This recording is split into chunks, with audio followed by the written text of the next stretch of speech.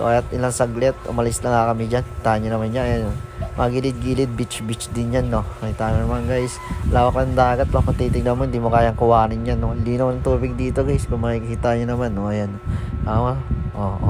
parang mas maganda maligo yung konti lang kayo, kasi pag marami na bubulabog yung mga buhangin sa ilalim, kaya medyo dumudumi yung dagat. Kaya ito, ayan, linaw ng tubig dyan guys. So makikita nyo ngayon, yan, nakita nyo yan, yun, ayan, nakita nyo lawak ng dagat.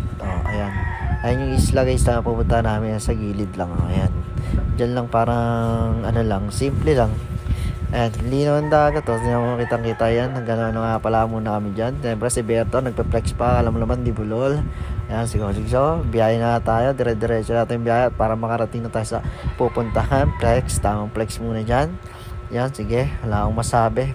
Pero tuloy-tuloy lang yung biyahe habang nakikita yung dagat malinaw. Yan, grabe, sarap talaga. Kulayan nyo na yung 2024 nyo guys, habang maaga pa, habang January pa lang, kinukulayan na yan dapat para matuloy agad. So ayan, tamang flex na naman si Bulol, hindi nagsawa. At ayan, ito nga, malapit na kami sa dagat na aming pagliligo. Sa beach na aming pagliliguan. Gigilid na nga pala kami dyan. Ayan, nakita yung beach yan. Ayan, simple lang dyan, walang katao-tao kami lang, parang inarkila namin yung beach na yan. Ang ganda rin dyan. So ilang saglit, syempre andito na nga kami. Ayan, tama, mabato, medyo mabato, pero maganda yan, tahimik, walang tas may kuweba pa dyan guys. So wow, lupet, tamang flex si Master. Kita mo naman, ayan, pinapakita ko saan na yung mga bato-bato dyan. Sabi ko pwede nga ilagay sa aquarium, mag-uwi sila kung gusto nila, pero wag, bawal yon. So ayan, tamang flex muna tayo ng dagat na. Ayan, tama yung rock formation ng bato. Ayan, ganda nga dyan guys. Ayan, yung bangkero namin guys. Ayan, siyempre tamang salin muna ako rito ng inumin namin ng soft drinks. At ilang saglit, lumublob lang nga dyan sila. Ayan, tayo, linaw ng tubig. So napakasarap talaga maligo dyan. Tamang lublob muna ang mga itik. So ayan, tuwan-tuwa na kami dyan, siyempre sa maligo pagkakailang. Walang ganong tao, relaxing ang mindset. Ayan, linaw guys, kitang-kita mo talaga. Diba? Masarap maligo sa dagat pagka ganyan, yung konti pa lang kayo nailigo, hindi nagugulo yung mga buhangin. So ayan, tangkita nyo, hampas pa lang ng alon. So ayan, pinapakita ko sa inyo, ipiplex ko lang sa inyo. Kahit kanya yung mga bato-bato rito, napaka naman. So ayan, tamang kain muna kami dyan. Tapos tayong lumublog, binibidyo nga namin dyan yung bangka.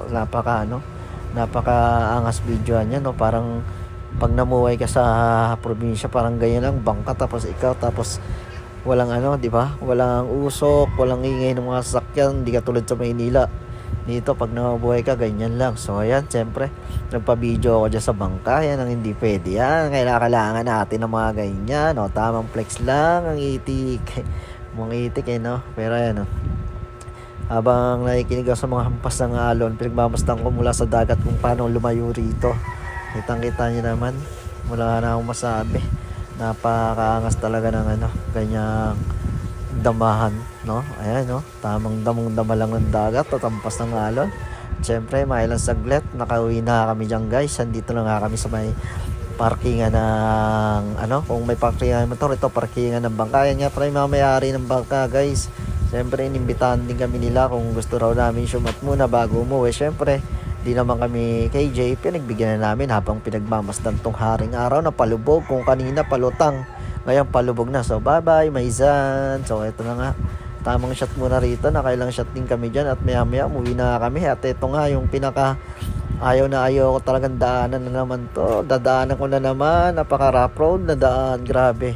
Haba ng rough road dyan guys, sobrang haba, pero wala kami magagawa kasi gusto namin yan diyan masaya So ayan, paghirapan mo, kawawa talaga si motor dyan, kawawa talaga si transformer yung motor ko dyan guys. Ay transformer yan, drug na drug talaga yung gulong puta, pag dinadaan ko dyan parang nasusugatan yung mga kayo. Pero wala, sige, laban lang, ngayon lang yan, so sunod din na yan. So ayan, so bali yan nga yung mga daan guys, pakita ko lang. So itlang saglit kumain nga muna kami rito sa may Laog nga pala, Laog Batangas guys.